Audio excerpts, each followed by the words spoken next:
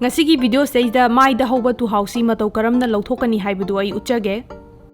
Tawzagadawriba method asi dermaplaning kawi haibadi mase skin treatment makhalamane aikoigi skin gi mathakta hauriba tu hau macha macha singje aikoina blade ama sizinaraga aikoina tu hau sing adubu lauthokpa matamda aikoigi skin gi mathakta leiba tu hau khatana tana dead skin cells adagi amotpa singdo lauthoi aduga exfoliation taweba sije microplaning aduga bleeding hairga su khangnai.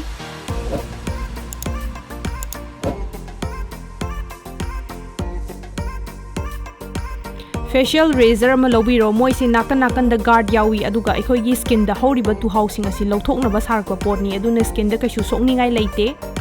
aduna mai dagi tu hau lauthoke haragadi haiba facial razor asi sizna bigadabani ahan bada mai du sengna tathopiro aduga makeup kari kramta yawhandabida mai du phajana kanghalaba matungda haiba blade asina makharom dagi mathaklom da tawraga inkhatlaga phanbiro. Dermaplaning gi kanaba yamna lei mase samna harbada physical exfoliant makhalamani aduga aikogi mai da horiba tu hau macha macha singje lauthokpa khaktana tana mathakta leiba dead skin cells adagi amotpa singase sitnana lauthoi adu oiba taragadi aikogi skin je hena mon lauhanba aduga hena mangala ma pibo ehali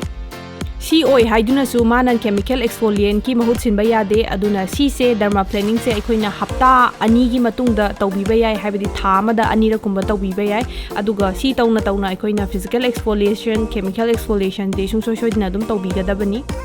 hauji phan graba matungda mai si tu hau yam haugalakadra hena sangakadra adai adumba mayam question mayam hangkani adugumba karim to oiroi dermaplaning se tawba matamda haibadi aikogi mai da horiba samnasi atopa hakchang da hoba sam kok ta hoba sam ga manade aduna sumaina dermaplaning tawga lauthoba matungda tu hau du hena haugaloi yamna haugaloi aduga dum hana dauna normal oina leigani. Dermaplaning se nupa nupi khaidana loina makna tawba yai aduga ma si aikoina uring thungibagi dag leiba mi adagidi skin da marek mahaw yaudaba yamna khrakak kangba adagi nuksa mangala sokhangraba mi adagidi khuijalakbagi mami sangna lerekpa haiba mi singjina loina makna tawba yai ba dermaplaning se hauji blade ta yauraiba mayam se ubi brengo mayam ubra udabra khangde do aina di irai laina uzai hauji mai gi leiriba naton gi makha da leiba jaga sida kamaina facial hair da lauthokane na yam hange hauji yengbiro mayam sumaina tawraga loina bag lauthokpa yare somgi nuaitaba sam macha macha sing adu hauji dermaplaning se kana na tawroi haiba kanda hauji mai da uring yam kanna thungaga leiba mi singna tawbiganu kaikino da adu oiba taraga di uring da irritate tawraga hena mahik matai santokpagi chang lei aduna uring tungba mina tawbiganu aisi amuka hana su haijage. Dermaplaning se aikoina professional da chatlaga fazana tawhanba yai ado kanana ding hakandana chatlaga lauthokpa ngamgani haidi paisa su tingi matam du changi aduna irai laina sumaina facial razor se lairaga yumda tawjabasina mayam da khudong chaba henbagi si se tawjabani hawjik si se loiraga mai do ising achambana thadopiro aduga toner taibiraga makha taba skin care dum tawba yare